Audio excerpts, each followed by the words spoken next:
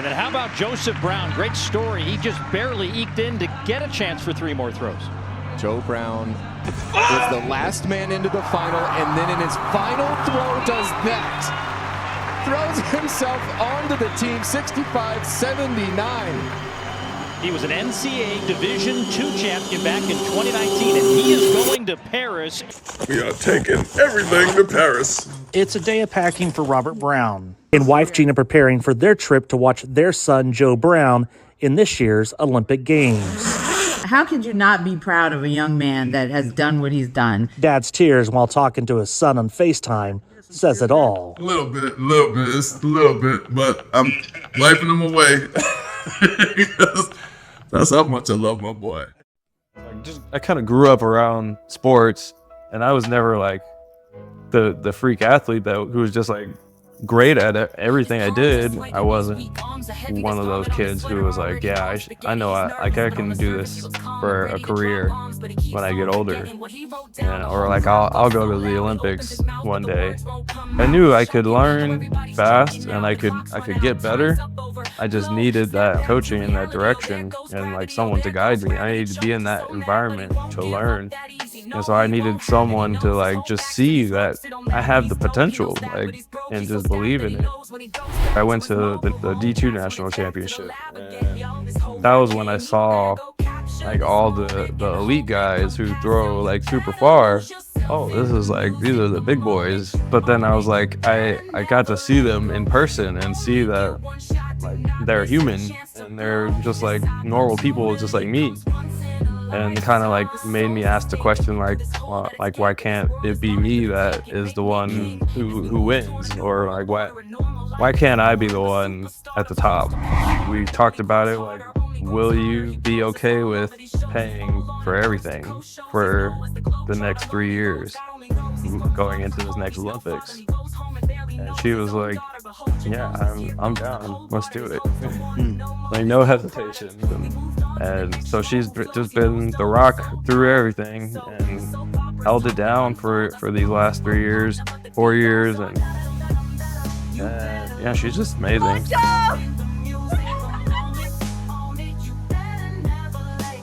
And I don't know what was going on, what other event was going on, but the crowd was losing their minds. And it was the loudest place I've ever been in my life. My ears were rattling. I could feel them just like shaking. And then they started hurting. I kind of just like froze. I was like, I don't know how to deal with this.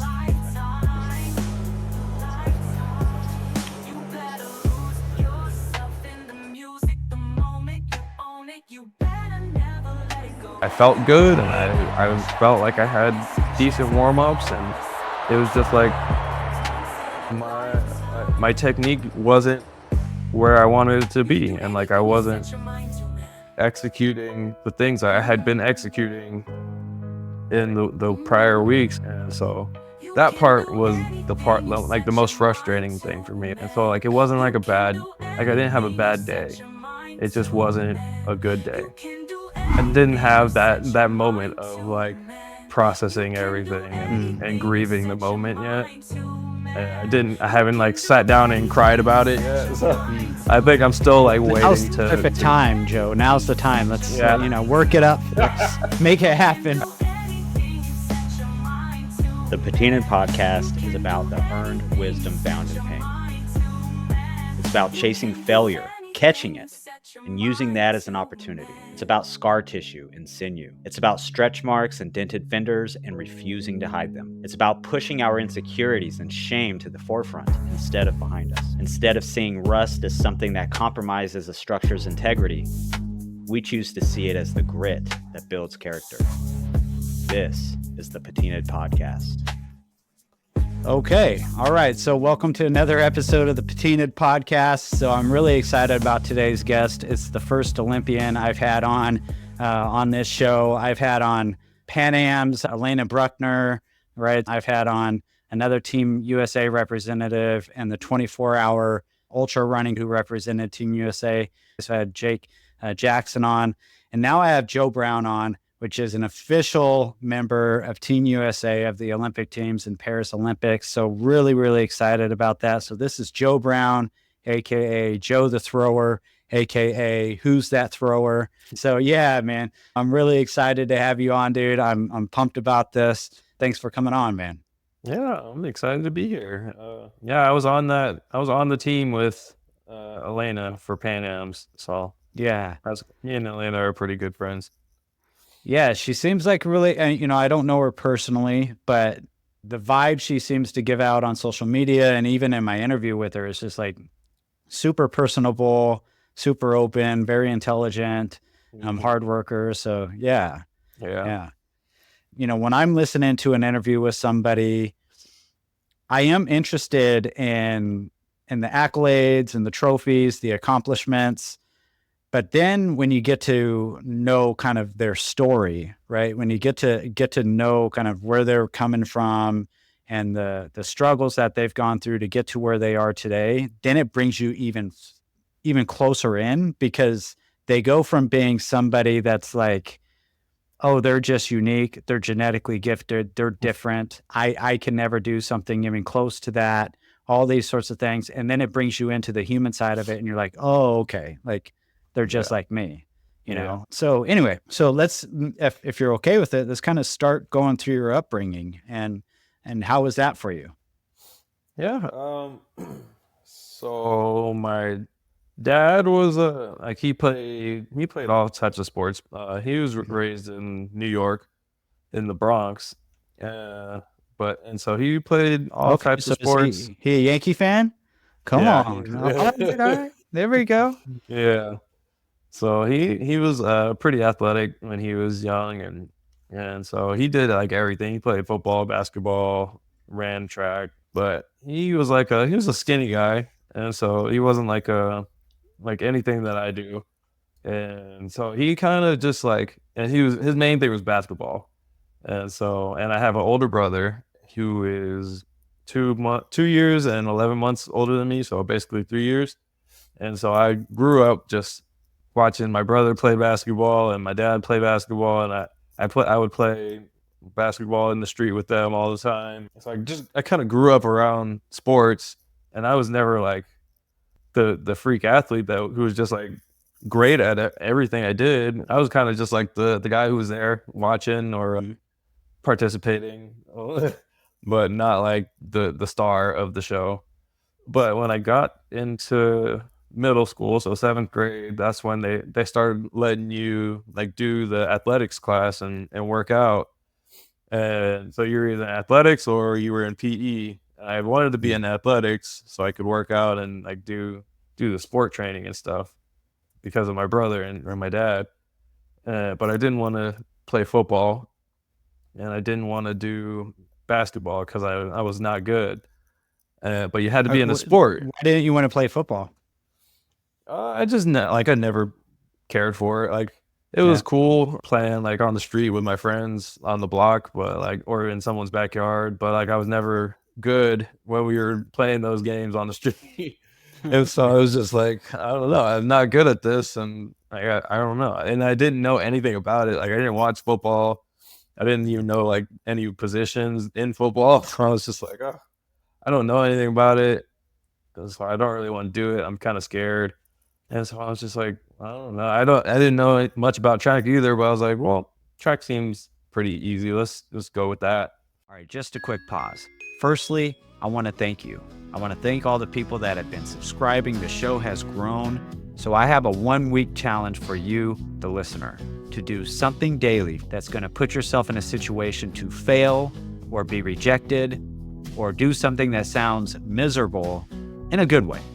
Don't be vague about this challenge. Sit down, write it down with a pen and paper, and it's likely something that you want to already do for yourself. This could be asking out that barista that you think is cute. This could be taking a cold plunge every day or a cold shower. This could be like calling up people that you need to reconcile with or ask forgiveness from. This could be just starting up that daily practice that you've wanted to do for a long time, like journal and prayer. This could mean going and getting that free trial at the nearest jiu-jitsu class. This could mean getting creative in the kitchen and trying different meals and different ideas. Or it could mean just meal prepping. So there are a ton of different things that you can do that helps build up your ability to take on normal misery and become more resilient. And if you already did this challenge last week, then go ahead and start a new challenge or continue to progress off the challenge that you did last week. For example, if it was trying to run a further distance than you've ever ran, you can continue to progress that forward. Or if it was something else from an exercise perspective, like doing 500 push-ups a day, you can progress that to then 550 or 600 push-ups a day. Or you can just take on something totally new that you're interested in. The number one rule is this can't cause lasting harm to yourself or someone else. So don't do anything stupid. This all has to be based in the idea of building yourself up in a healthy way, which leads into the second rule, which is this has to push up against your avoidance. This has to push up against something that you're avoiding to do for yourself. Again, that is healthy for you. That's the challenge. Let's keep normalizing the idea of chasing failure, seeking it out, and pushing ourselves in ways that we never thought was imaginable. Thanks. Enjoy the rest of the episode. So I joined track 7th grade, and I think one of the first practices we did was like, it was insane. It was like I think we either like sprinted the straights and lunged on the curves, or we jogged the straights and lunged on the curves, but it was something like that. And I was just like, maybe this isn't for me. Yeah, I should pick something else. But then like, so that was when I found out like, I didn't want to do anything running, and I was just like, yeah, let's figure something else out. And somehow I ended up like at the throws, and I wasn't good at that either. And so that was kind of the story for me for 7th grade, 8th grade, and then like even going into high school, 9th grade. But when I got to high school in 9th grade, that's when I was like, oh, I'll give football a try. And so I started playing football. I started out like I still didn't know any positions, but I started out like just trying some random stuff. So I started like as a safety and a running back. And I was pretty small. I was a small guy, but I wasn't like a small, fast guy. I was just like a small, like average guy. How small are we talking? Like, I don't know how big I was in high school, but I think I was like 5'4" my freshman year, and like maybe 140. So I was like not a big guy at all, but I wasn't fast either. So I was just like the slowest running back in the group. And so I think I got switched the first week. So I got switched over to D end, and then I got switched to a lineman on offense. And so I was a guard for a while, offensive guard, and then I got switched over to tackle. And then so I was just like the tiniest offensive tackle you ever seen in your life. But then like I started getting pretty good at it. But I was still doing track at that point, just because they wanted us to do a sport in the off season with football coaches. And so I was like, oh, I already was doing throwing, so I might as well just keep doing that. And so I was just doing that during the off season and didn't go to any meets still 9th grade. 10th grade, I think that's when I started going to the competitions, and I started getting a little bit better. And then 11th grade, I was still on JV 11th grade for track.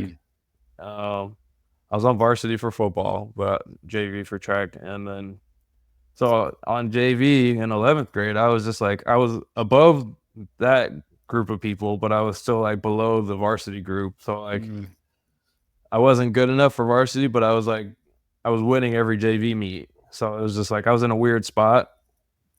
And then when I got to my senior year, I thought like I was pretty decent at football, like good enough to go to college for it. So I was like, let's pursue this in college.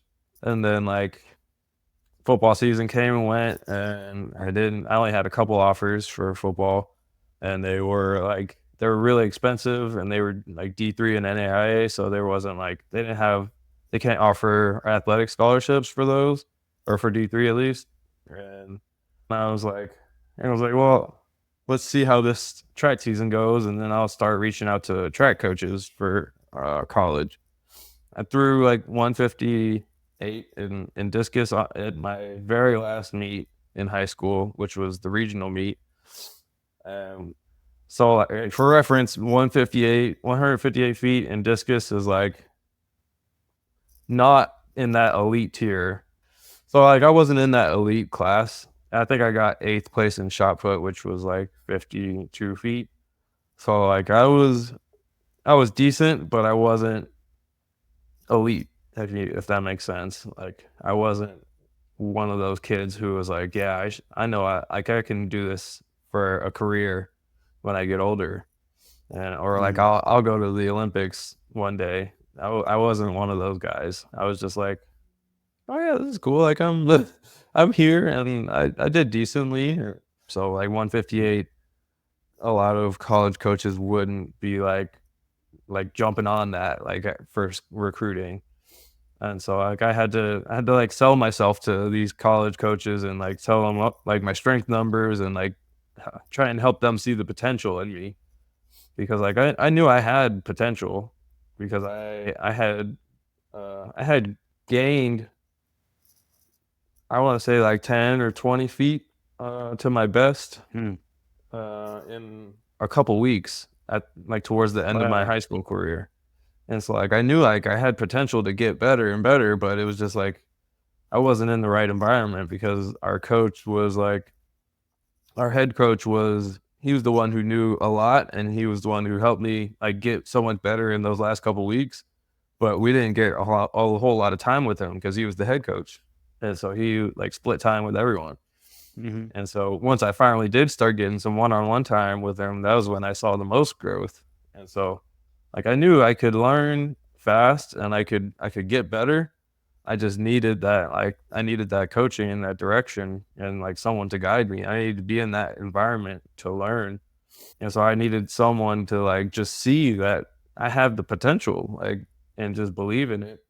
And so I reached out to a couple like D2 schools.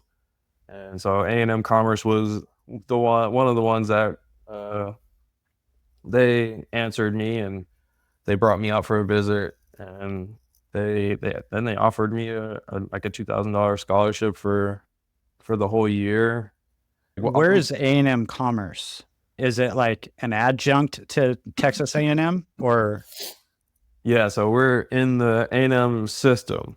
So there's a whole lot of A&M schools, Texas A&M schools. So there's like Texas A&M University of Kingsville, there's Commerce, there's A&M International. I think Tarleton's in the A&M system, Corpus Christi. Okay.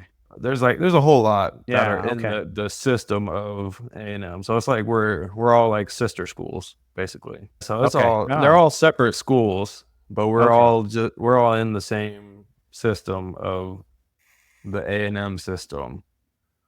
And so, all right. Yeah, I just ended up here and still wasn't great. I wasn't like a standout athlete when I got here. My first year, or I think my second year, I won a conference title, and we're D2. So my sophomore year, I won a conference title, like an individual one in shot put indoor.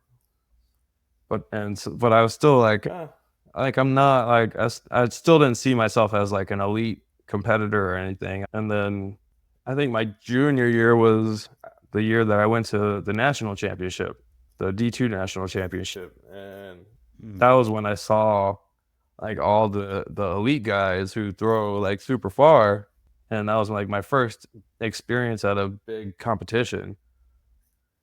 Oh, this is like, these are the big boys. They're throwing 1,000,000 feet, 1,000,000 meters. But then I was like, I got to see them in person and see that like they're human and they're just like normal people, just like me. And that was kind of like, it opened my eyes to like the realities of things, and it kind of like made me ask the question like, well, like why can't it be me that is the one who wins, or like why can't I be the one at the top? And then that kind of like trickled into like different training and like how serious I took things and recovery and all that stuff. Yeah, that's a theme. is it my last episode? Maybe the episode before my last with Ben Light, an ultra runner who specializes in the 200 plus milers. And that's the same thing he said. He didn't start running for distance until he was in his like later 20s or something like that. And it was just kind of like a seed sown here along his life, a seed sown there, a seed sown there. And then eventually, like, he sees some guy just prancing up a hill like a gazelle, you know, and he's like, it just kind of clicks him. He's like, well, why not me? Like, why can't I do it? He was inspired by it. He's like, I wonder if I can do it. I wonder if. Yeah. And it just kind of changed the progression of his training and his kind of focus and all of that. So, yeah. And what size were you at this time, Joe? Like, what like, did you get considerably larger at some point? Because I've seen your videos. I haven't seen you in person, but you're a big dude. So, like, and you put up weight, right? Like in your weightlifting videos, you're putting up weight. So at what point did you really start to take that seriously and begin to progress in size and strength? So, like, I had always been like pretty, like, decently strong because I think I had a pretty early start in the weight room because of like my dad and my brother would go to like personal trainers and learn stuff from them. And then I would join him in workouts. So like I had a pretty early start, just like moving. And so by the time I graduated high school, I was pretty strong. I wasn't like not elite level strong, but I was decently strong. That was why I was a lineman, because I was one of the strongest people, but I was like definitely the strongest at my size. So like when I graduated high school, I was 185 pounds. And I think I was the strongest person in that weight who could like move fast, like decently fast. And so that's kind of like where I've always like had a decent advantage in throwing, is just like my speed and my like explosiveness now. But I want to say when I got to Commerce as a freshman, I was still like 205 at the time. And I got like way stronger once I got to college, because it was like a whole different like weight room program. And it was like more knowledgeable people doing my programming for me, I think. And then so I think my sophomore year I gained like 30 pounds. So I was like 230 at the time. And then I was like first 2 weeks. Over a year, 30 pounds? I gained that over the summer. Whoa. From freshman to sophomore year. Holy cow. Yeah, but then I lost 20 pounds like first 2 weeks of conditioning. So I went back down to like 210, 215, around there. And I kind of like floated around there for like my entire career pretty much. I think I got back up to around 230-ish my fifth year. Now I'm sitting around like 235. Okay. And yeah, higher strength numbers now. I'm still definitely the smallest person competing at this level. Like I've always been the small guy, but like at the Olympics I was like tiny compared to everybody. Because I'm 6'2" and 235, and the other guys are like, most of them are like 6'5", 6'6", and 300 pounds, 270. Yeah. What was that like for you? Like, I guess, first of all, just making the team, and so I guess you can talk about the experience of that, just like experientially or feeling wise, like the sense of accomplishment of like, okay, I've dared greatly, or I've done something that most people around me thought I couldn't do, maybe even including myself. And I've just made the team. And then the experience of like, you know, being around the Steph Curry's or the LeBron James or the big time athletes or some of the athletes that you might even look up to within track and field or something like that. How was that whole experience? Yeah, so qualifying that was insane because leading up to the trials. So to qualify for our event for discus, you have to either you have to throw past the Olympic qualifying standard, which was 67.20 meters, or you have to finish out the year in the top 32 on the Road to Paris list, which goes off of like world rankings. So either pass the qualifying mark or finish top 32. And then on top of that, you have to finish top 3 at the Olympic trials. And so it's a whole lot that goes into it. And so it's like the whole season kind of all accumulates and just all leads into this one moment at the trials. And so my season had been going like, this is the best season I've ever had in my life. And so like I had been like building up momentum and like doing things that were just like I was knocking off goals like one at a time, and just like I was just like blowing my mind every competition and just like breaking through barriers that I had been imposed on me, and like shattering the limits that were in my mind. And so like I won 2 of our like major competitions that we have that were like high ranked, and it was like a lot of the US guys that I would be competing with at the trials. And so going into the trials, like I had a lot of confidence because of those experiences. And then the last meet I went to before the trials, I threw past the qualifying standard for the Olympics. And so I was just like, I was on cloud 9, just like in my head, I knew I was going to make it, and there was no reason I shouldn't make it. And like, besides me believing in myself, I think like I talked to a few people who were like, oh yeah, you should definitely make it. And they like had me on their list. But for the majority of people, it was like I was not on their list, and I was still like an unknown person in the world of throwing.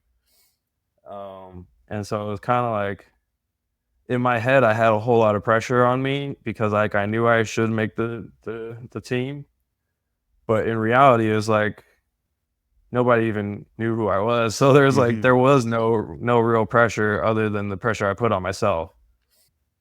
And so going into the meet, I was just like, I was a wreck. I was nervous, the most nervous I've ever been in my life.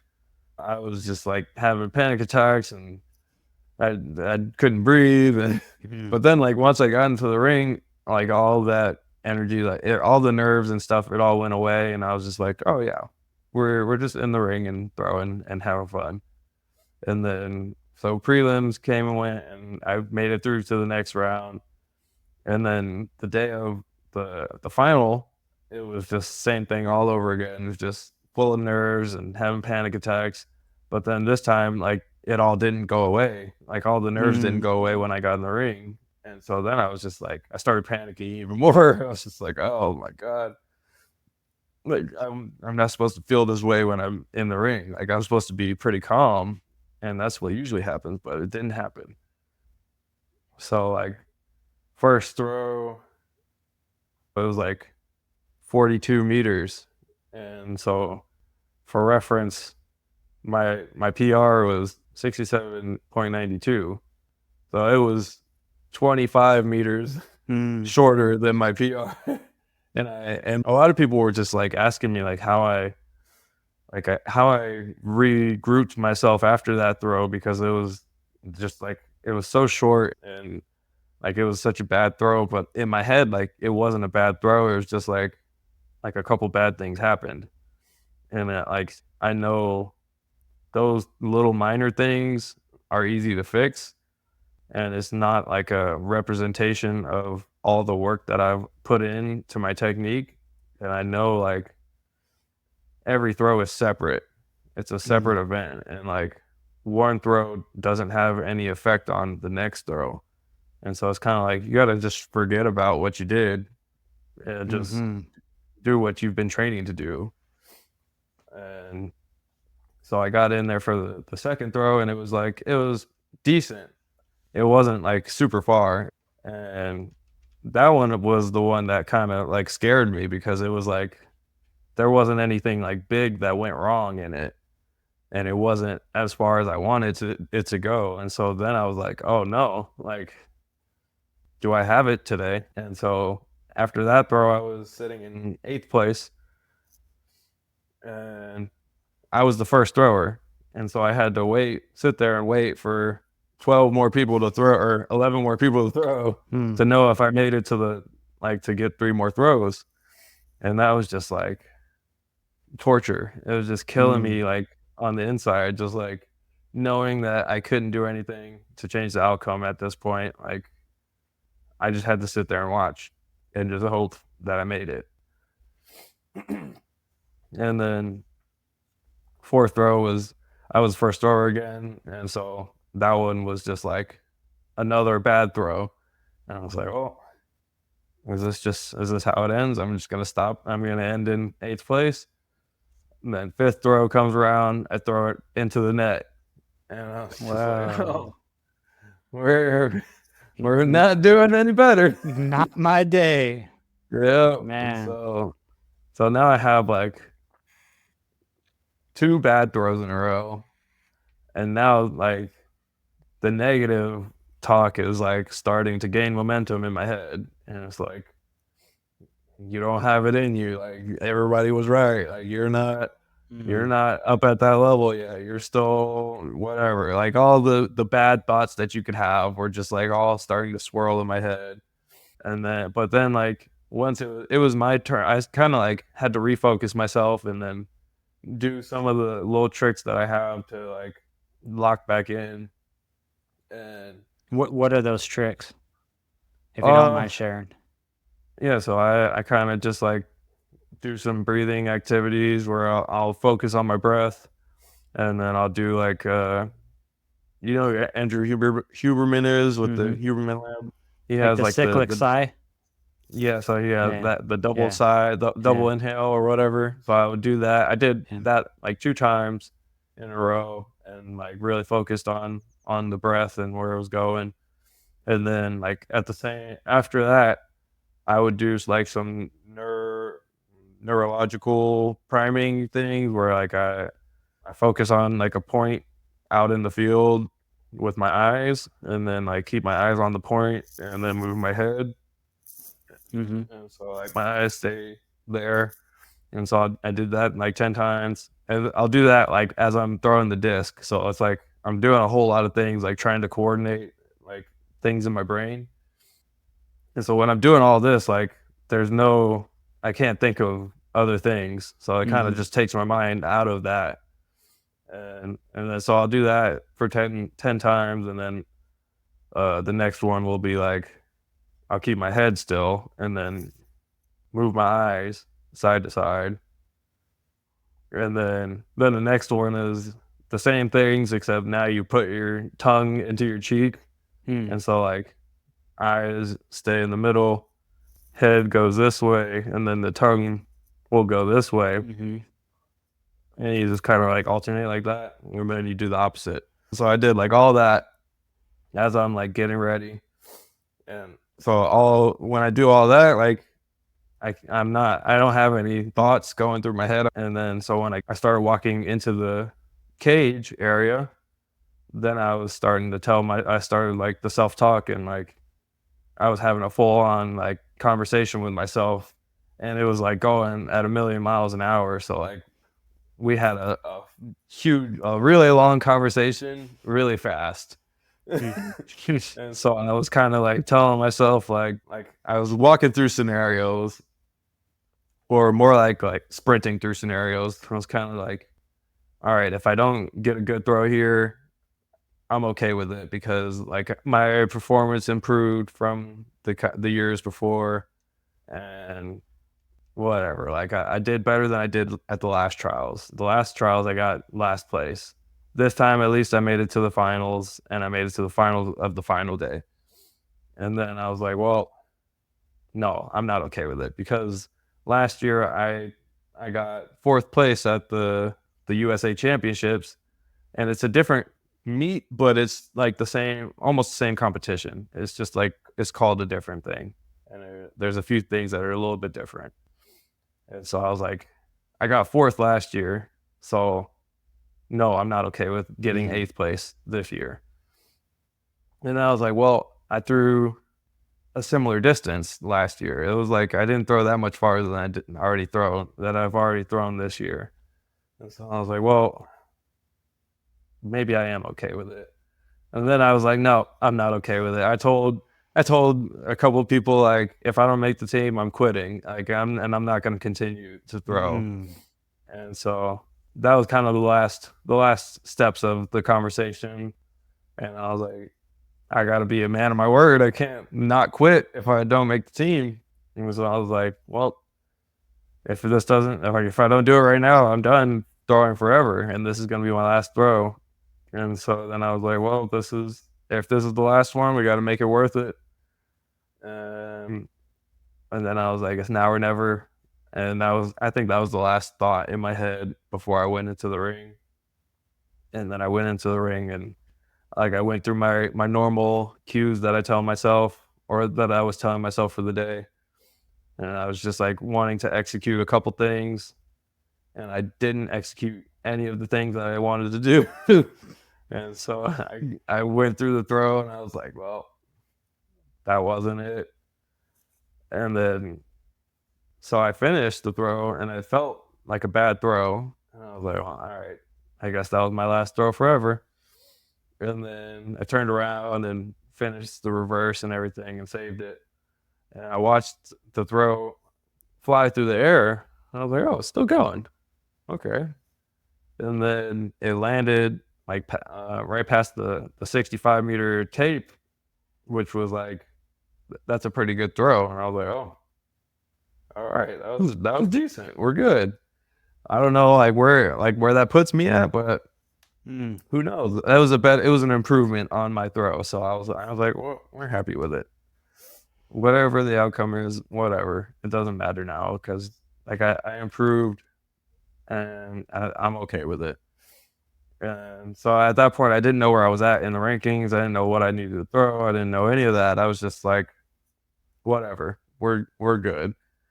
And then I saw the distance pop up, and I was like, oh, that was good. And so I still didn't know like I was in third place. And then I saw where I was at, and I was like, oh, third place, sweet. And then it kind of hit me. I was like, oh, third place means I'm on the team, and I'm going to Paris. And I was like, oh. And then I started like screaming and like I was all jumping around and excited. And then it hit me again. I was like, wait, I was the first thrower. I still have to. There's still 7 more guys. Still 7 more chances for me not to go. Oh man, what are you doing? Like, do you have nails left on your fingers when you're watching that? Watching those guys go through? Like, how tense is that? Yeah, so it was like the same, like the same as when it was like going into waiting to see if I made it into the final. I was just like, it was like torture, just like, oh, it was torture. And also like, I knew I couldn't do anything about it. So it was like, oh, I don't know how to feel right now. Like, I feel relieved that like there's nothing I can do, but I also like, I hate that there's nothing I can do. Yeah. And so, yeah, it was just like a lot of anxiety and crazy feelings at that moment. And so by the time the guy who was in third place, so he was the third to last thrower, he was the last one who could knock me out. By the time he was going into the ring, I was like, I'm done. I can't, like, I have nothing left to give. I can't even like, I don't care at this point. I can't give any more emotions anymore. Like today, that's all I have. But then he threw and he didn't improve, and I was just like, I have nothing. I don't know. Or then I think at that point I started like having like a panic attack, and I was like, I couldn't deal with everything, and I was trying to breathe at that point, and then after that it was just a whirlwind of emotions, and then so fast forward to once I got there to the Olympics, it was just like I didn't have any nerves or anything. It was just like I spent all my energy, like all my energy that I had, I spent it trying to get here, and like I have no more worry energy, no more anxiety energy to give. And so like being in that environment at the Olympics was just like it was like heaven for me, because it was like we had our own high performance center where we had like our own private. So the village was in one place, and then our high performance center was like 20 minutes away. And so we would take our bus to the high performance center, and I could just like stay there all day. And we had a dining hall over there and a weight room and our practice facilities.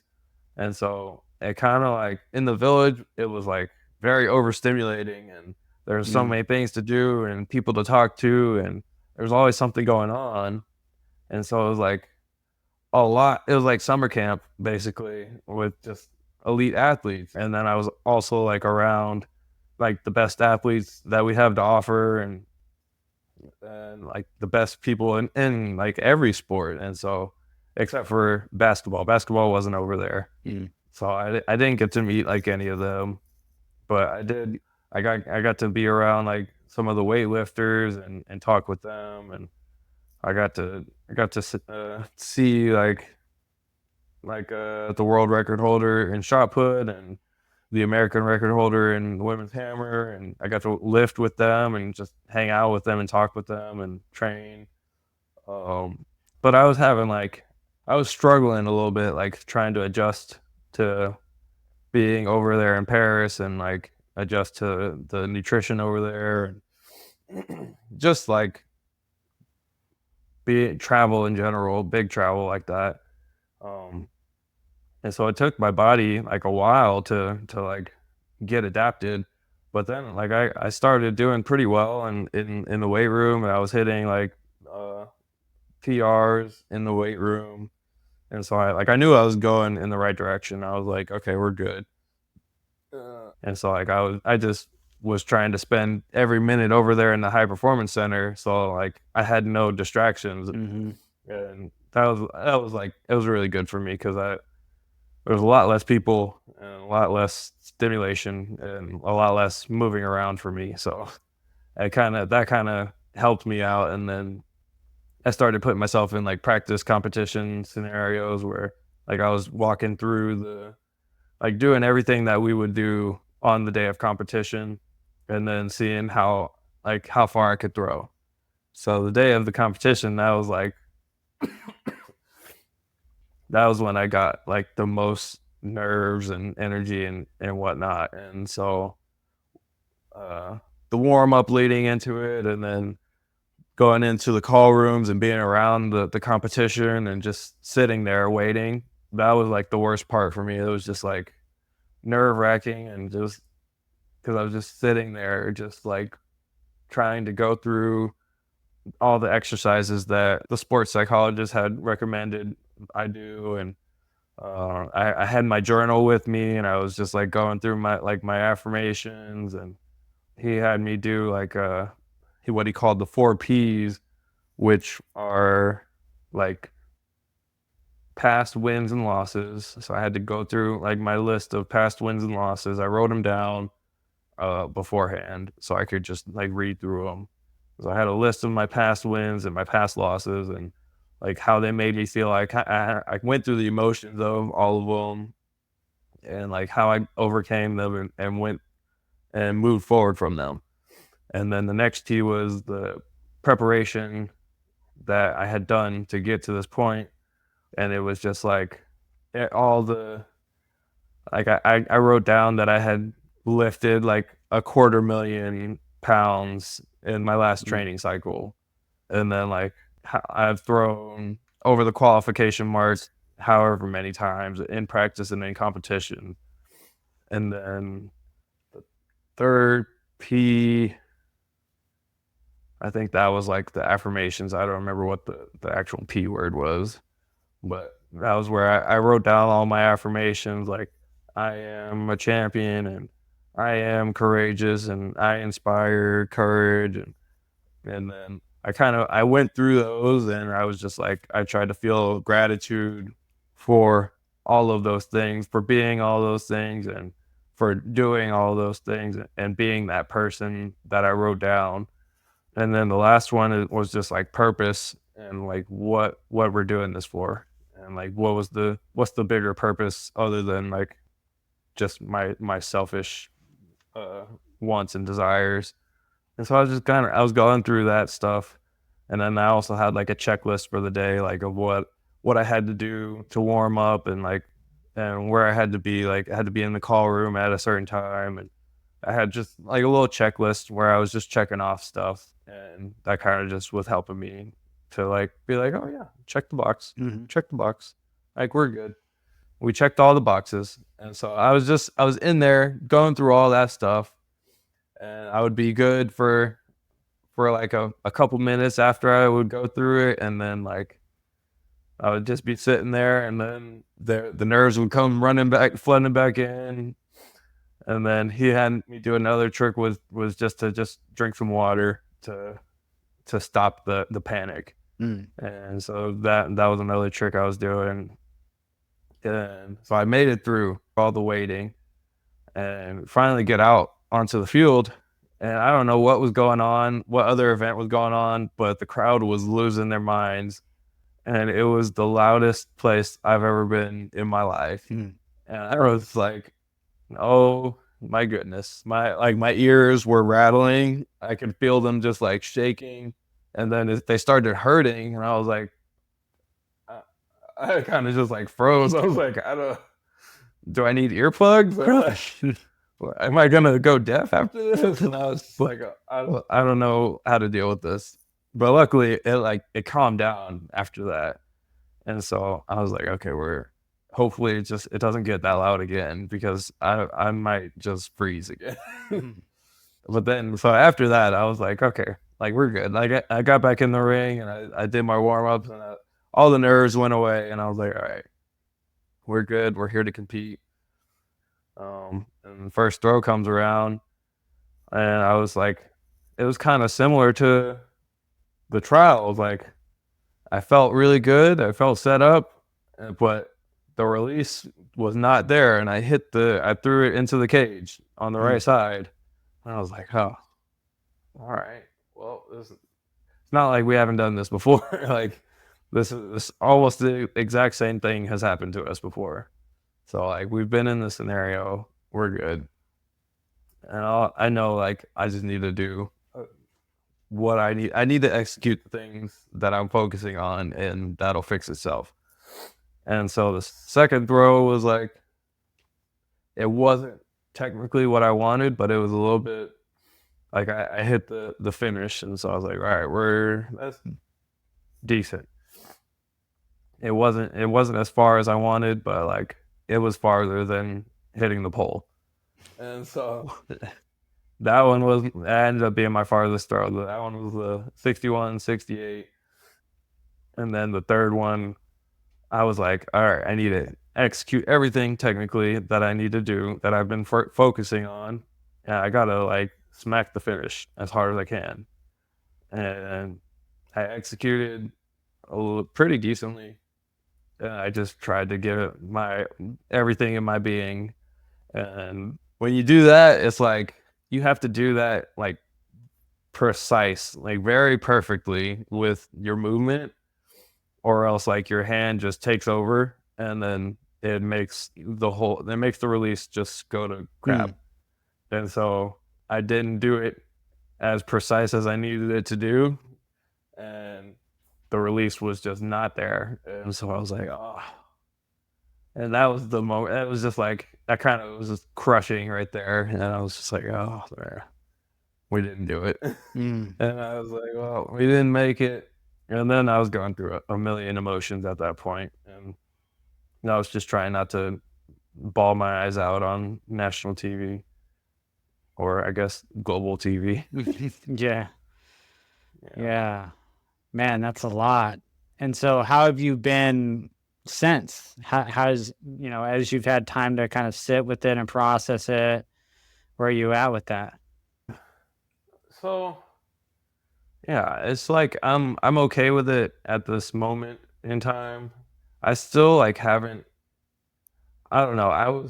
I talked to a few people about it, but I never really like got the like I never really got a chance to just sit like by myself and like process everything and deal with everything. I still haven't had that time because I've just been like running around like crazy since I got home, and even like right after the competition that like I went out with like my wife and her family and everybody who came.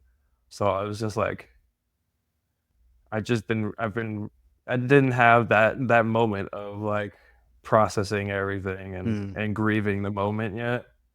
I haven't like sat down and cried about it yet. So I think I'm still like waiting Now's the to perfect time, Joe. Now's the time. Let's work it up for us. Make it happen.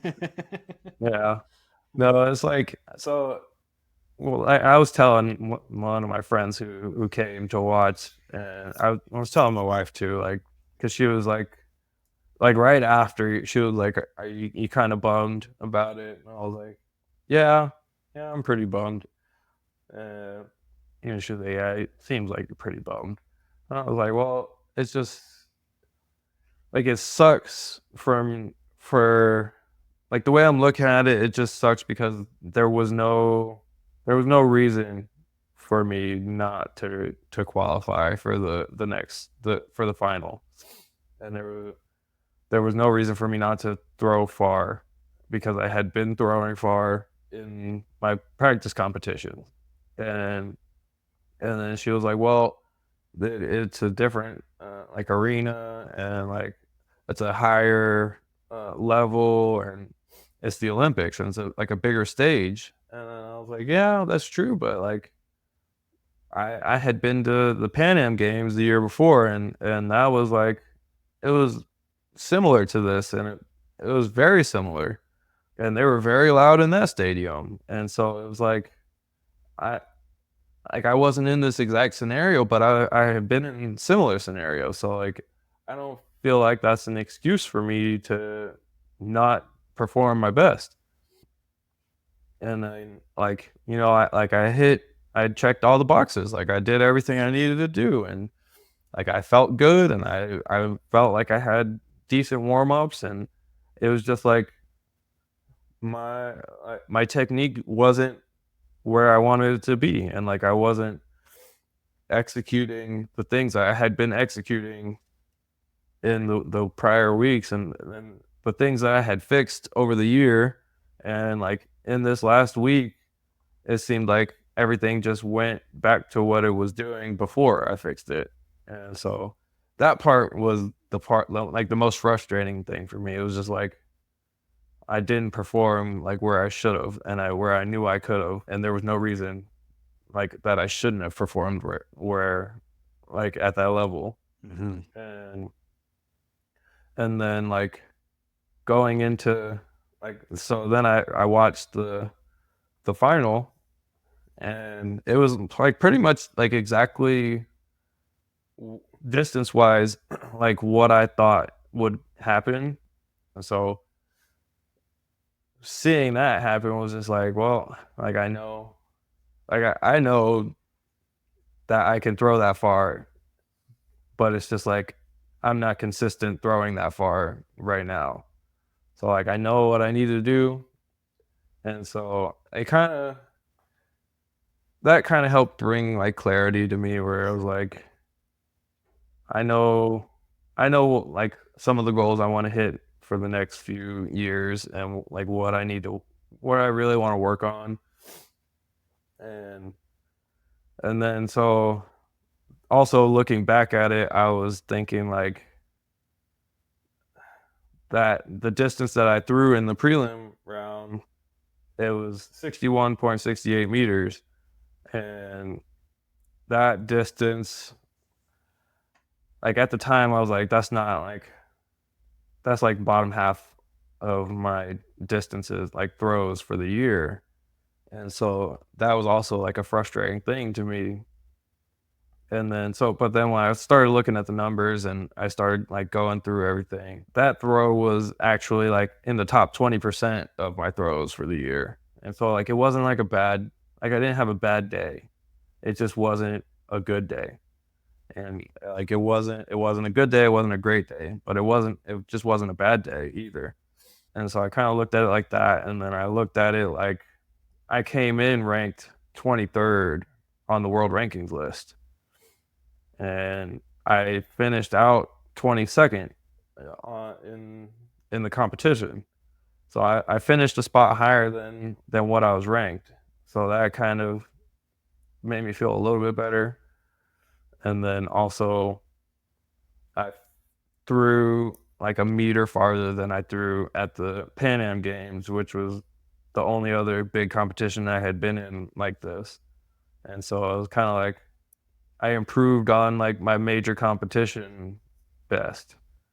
So there were a lot of good things that I could pull out of the experience. And also just like the experience itself it's a super cool experience. And just like being in that environment, it was a cool thing in itself. So like there was a lot of cool things that I could pull out and like little bits that I could pull out of it to kind of cut the frustration down a little bit and help to deal with it. Yeah. So that's kind of where I'm at now. Yeah. I think I can't relate on the same level as you, like in the top tier elite of the elite sort of thing. What I can relate to is like, and it's probably about 4 months ago, something like that, at a 100-mile race. It was my first DNF, did not finish. It was my first. Mm-hmm. And so I'd prepared for it, got ready for it, and whatever. But so come to find out about 3 days before the race, there's it's going to be raining. And it's like, I live in like, it's in Northern California. Like, it's going to be raining. What the heck? So it not only rained, but it downpoured for about 9 hours ish. And so long story short, I got 44 miles in. And I had all this stuff going on in my head, and I mentally quit. I had enough left, but I mentally quit. And some of the things, like what I'll do is I'll give myself about 24 hours to kind of really grieve that and feel that and kind of be in the gutter about it. And then I start picking out, okay, what could I do? What could I have changed? How could I have improved? And like there are two big glaring ones. One is I'm a very new runner, and so I've done no running in the rain.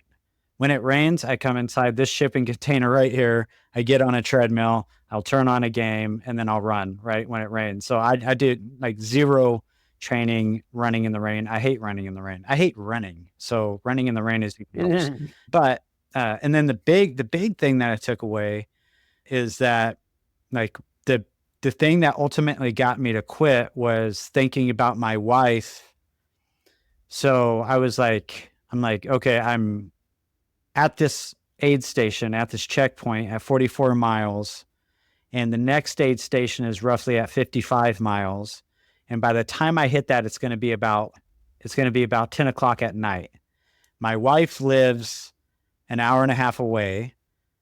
Am I going to want to call my wife to wake up her and my 4 boys, 10 and under, to come and pick me up at 10 o'clock at night while they're in bed? Mm-hmm.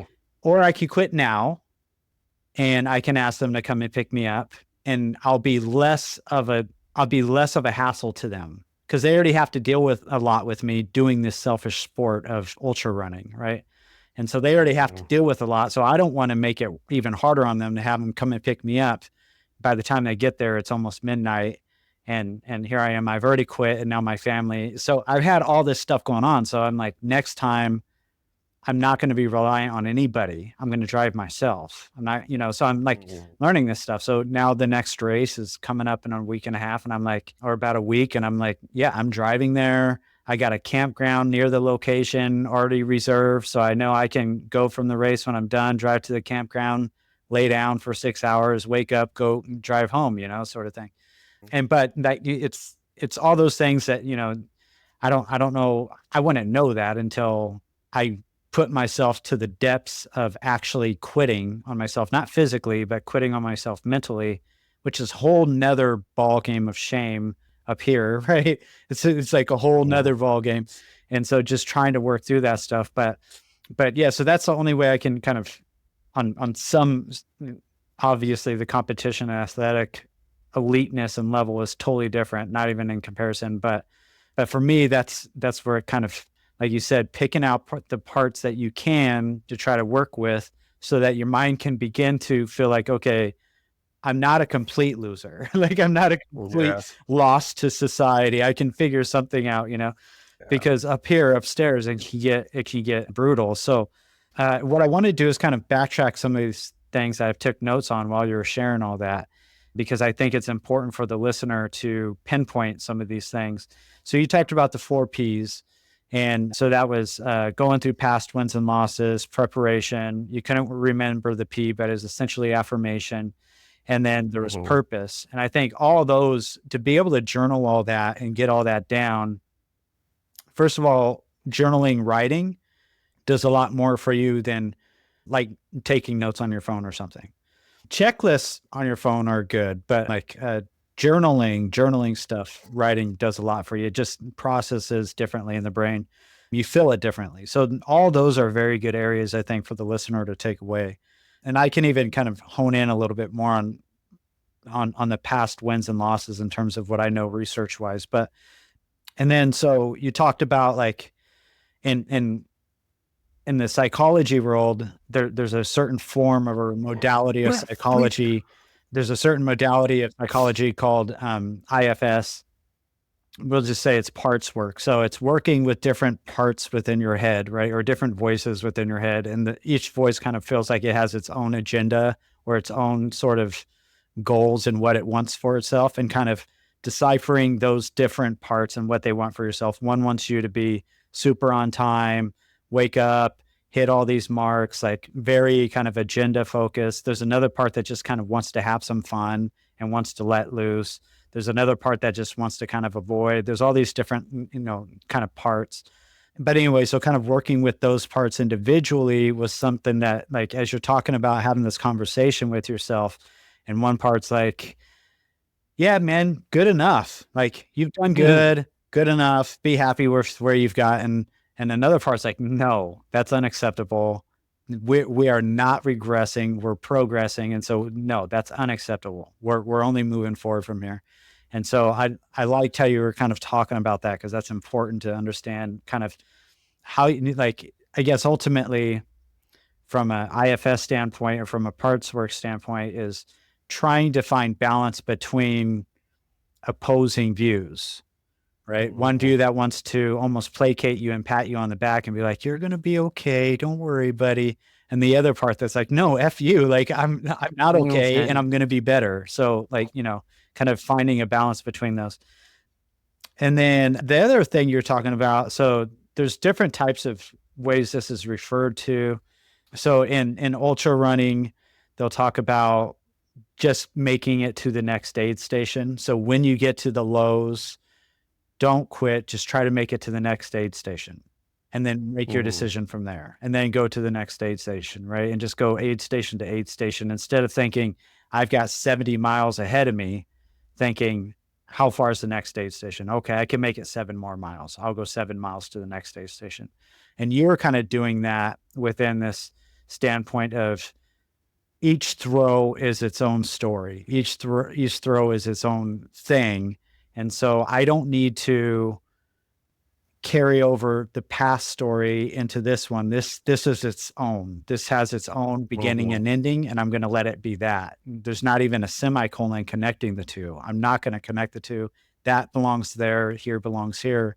I think that's really brilliant. I had a retired Navy SEAL, ex-governor Eric Greitens come on my show, and he was talking about how he was taught it. It was called segmenting in the Navy SEALs.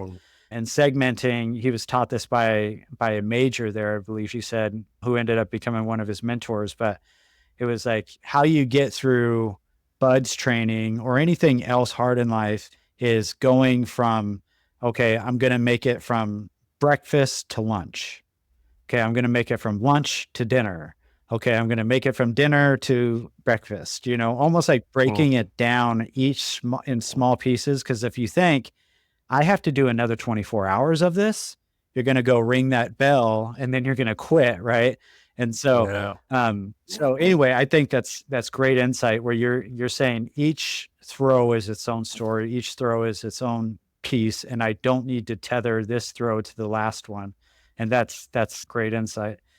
Yeah, and then you're talking about I've heard you talk about meditation before too, and so, but you were talking about specifically here in this interview the cyclic side, the Andrew Huberman protocol that he talks about quite often, the big inhale up until you almost can't take any more in, and then a last little inhale, whatever you have left, and then big explosive exhale, and just kind of, and for me when I'm doing that, because I'll do it in runs too, but if I'm not doing it in a run, I'll just kind of stay almost in this pause of the exhale and just kind of notice the tingles in my body and kind of stay present in that moment, and everything kind of disappears for a moment.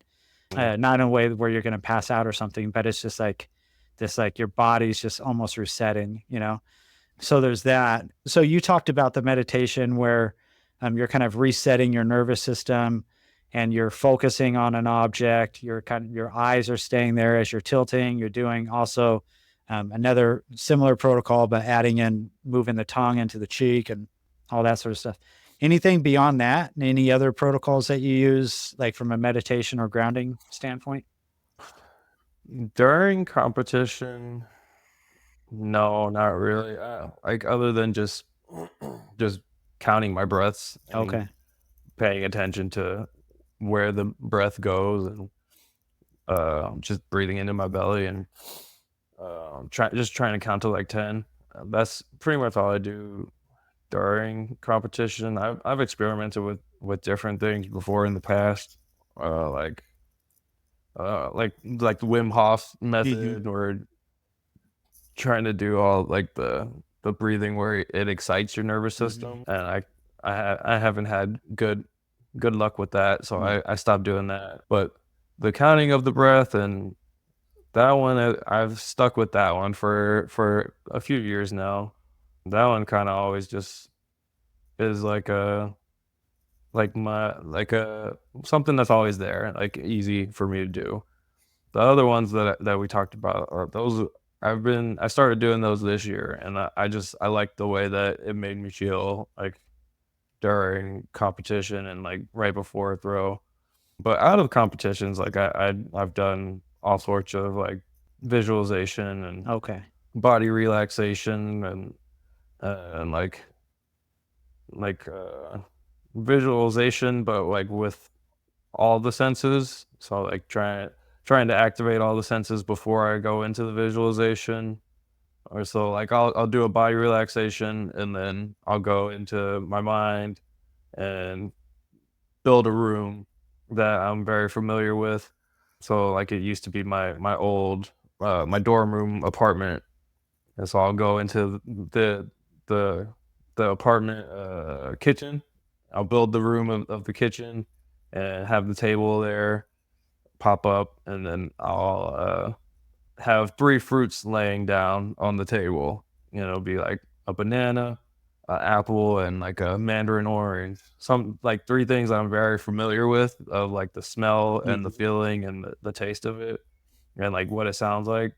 And so like I'll go through the process of like peeling the mandarin orange and then like plopping one of the pieces into my mouth and feeling the explosion of like all the juice and the taste of it and like the sour feeling in my mouth and the tingles I get in the back of my jaw and then the sound that I hear when I like peel it or when I chew on it, and then what it smells like, and I'll do that for each of the fruits, and so that kind of just like primes my senses, like gets me ready to put like fully immerse myself in the visualization.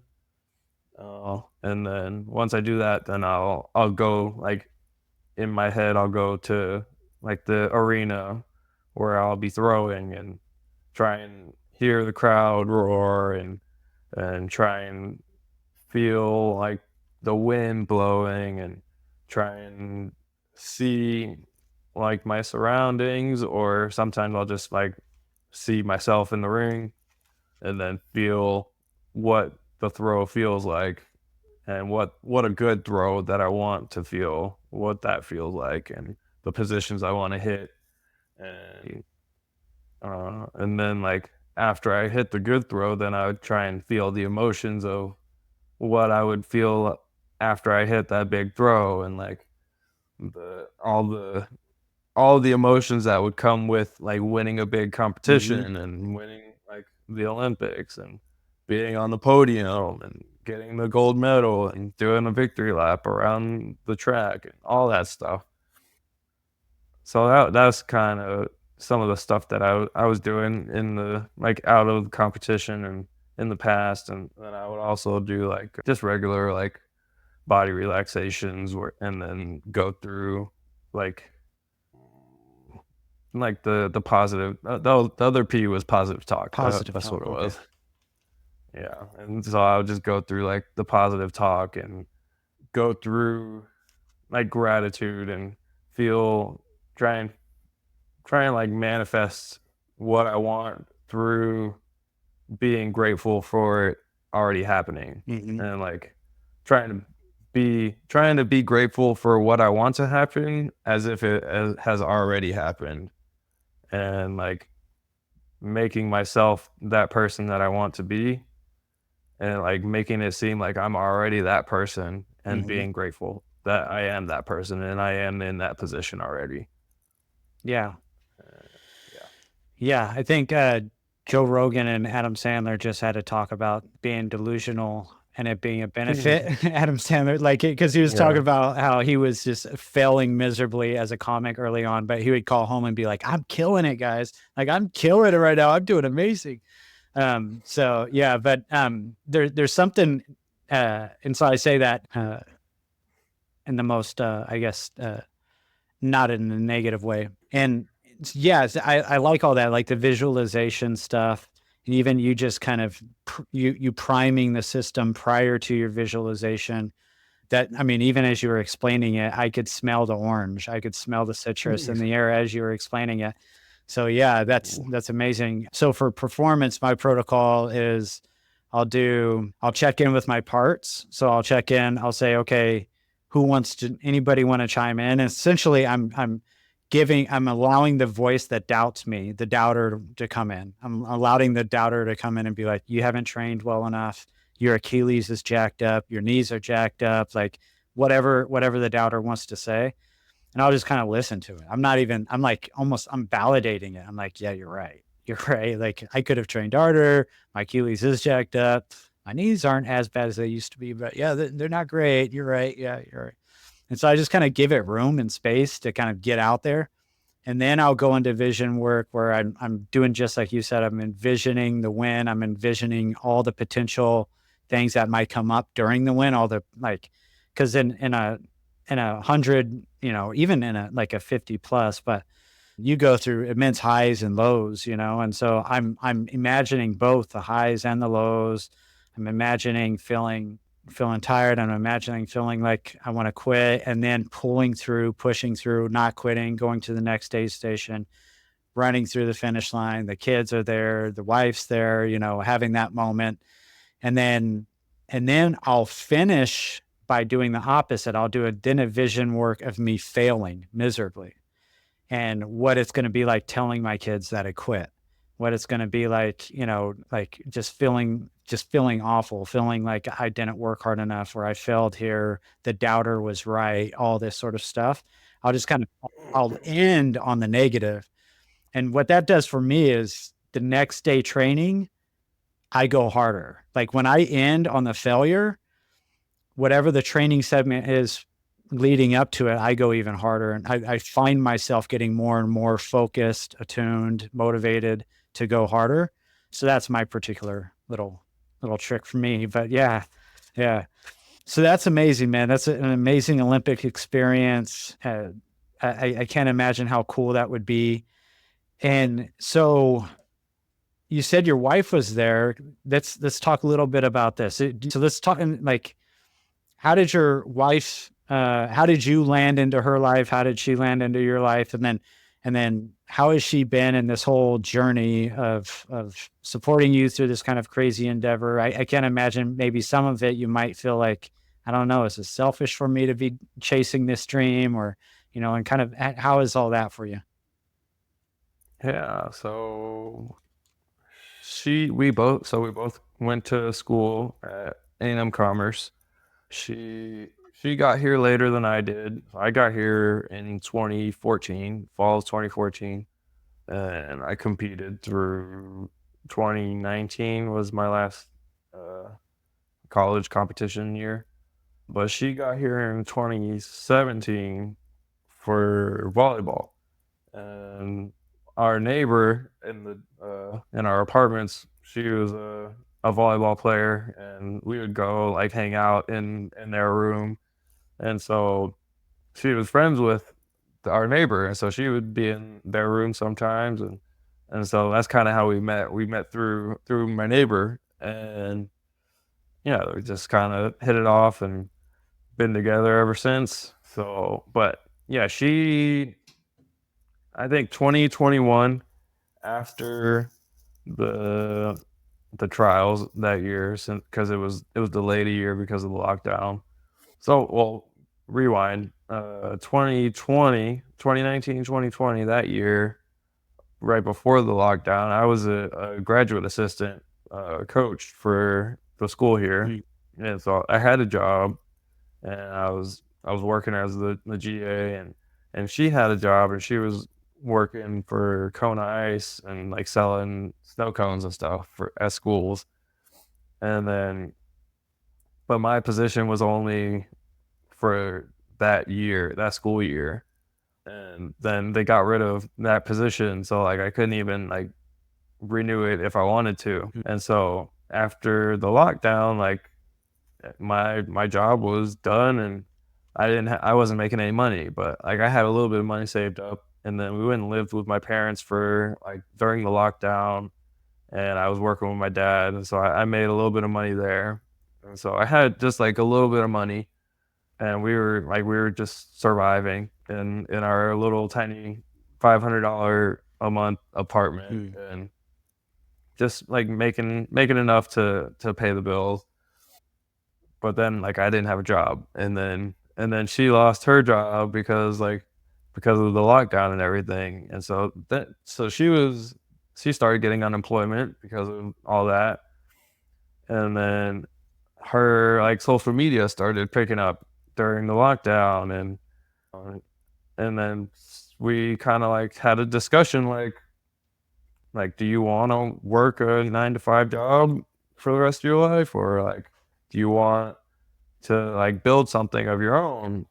And she was like terrified to do that kind of thing, and I was kind of like pushing her to like do something like that, because like I saw the potential that like of like what she could do.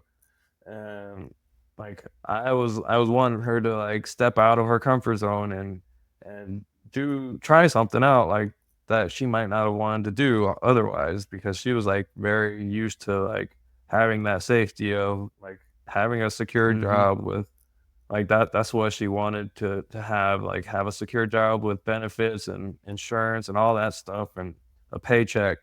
So I kind of like started nudging her the other way, like maybe you can do like the social media stuff and then like start a business and see where that takes you. And so she kind of stepped out on a limb and did that, and it paid off. And she started making enough money to pay, like, to so that we could survive. And then 2021 came around and the trials came around, and I was like considering like everything because I didn't have a job at the time and I wasn't making any money, but she was making enough money for both of us. And so I was kind of just like, I just feel like a bum that's just mooching off of her. And like, I don't like being just like taken care of, but like, I mean, it's nice, but like, it doesn't feel like nourishing in the soul. So it was kind of like we had to have a conversation, and I was just debating like if I wanted to keep on doing this and like not making any money. And I wasn't at the level where I was making teams yet, and I had gotten last place at the trial, so I was just like, I was questioning everything and like if it was even worth it or not and all that stuff.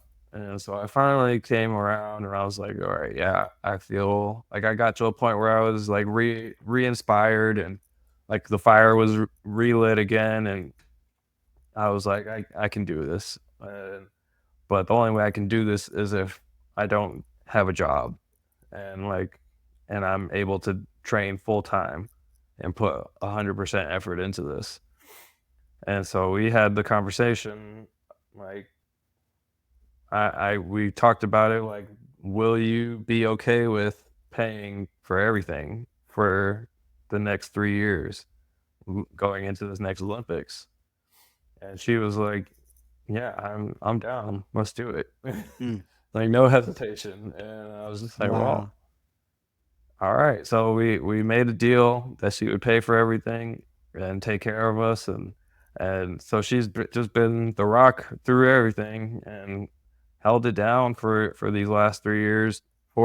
And yeah, she's just amazing. So like none of this would have happened without that happening. And I wouldn't be here without her paying for everything and taking care and just supporting me in every way that I need. And yeah, now we're here. And so now, like, our deal came to an end because it was only for this Olympic cycle. So like now I have to like start contributing something to like bringing something to the table. And so yeah, now I'm just trying to figure out like how I can keep on going and keep on doing this and help contribute to the financial side of things.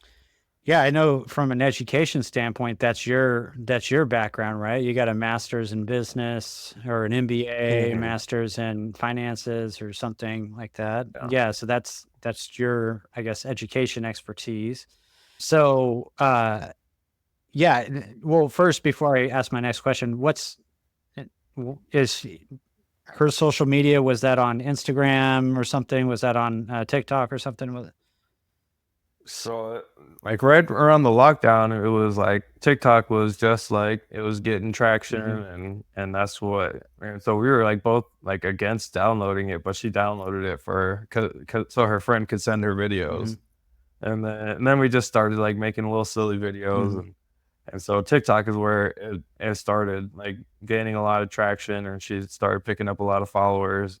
And then it kind of like just spread into all of her social medias, so like Instagram and Snapchat, and then she recently started doing like Facebook and YouTube.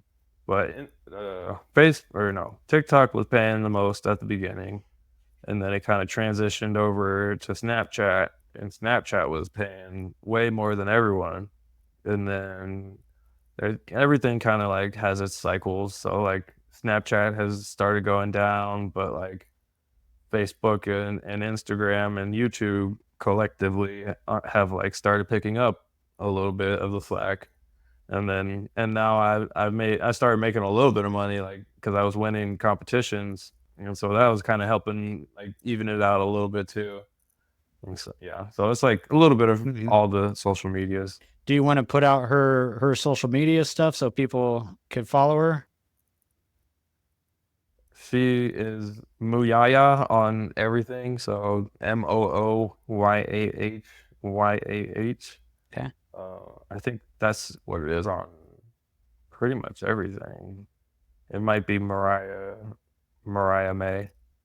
I think it's Mariah May on TikTok, or I think it's both actually. I'll put it in the if you just send me the whatever the correct thing is, and I'll put it in the show notes on the YouTube, and then people can find it and kind of support you guys through that way. If people want to support you through that way, and it seems like for you to go from that place where you're not just the most naturally gifted guy out there, you're small, and then beginning to build up from ground zero all the way up to an Olympian. I would imagine you would have to go through a lot of different variations of throwing style, which way works, which way doesn't work, and all that kind of stuff. So yeah, it seems like coaching would be in your future, but yeah, man, wherever your future takes you, even if that's to another Olympics, I hope, but wherever that takes you, man, I wish you the best. I'm really honored to have you on, Joe. Like, this is such a gift for me to be able to have you on such a small podcast like this.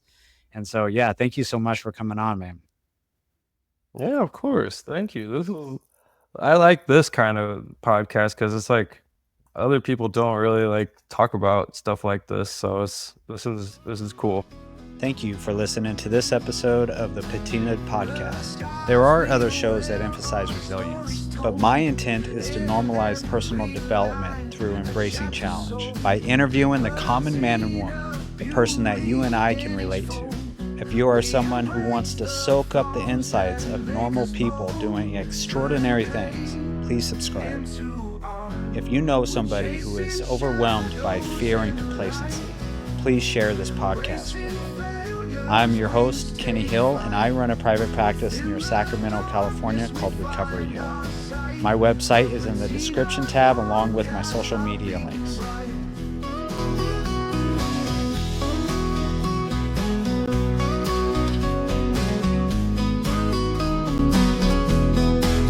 The scar tissue woven into grace, each imperfection a familiar face. We wear our struggles, no trace erased. In vulnerability we find our place. Rust is grin, not decay. We're chasing shadows in the light, embracing failures, wings take flight. Within the darkness we find our sight. The Patina'd Podcast.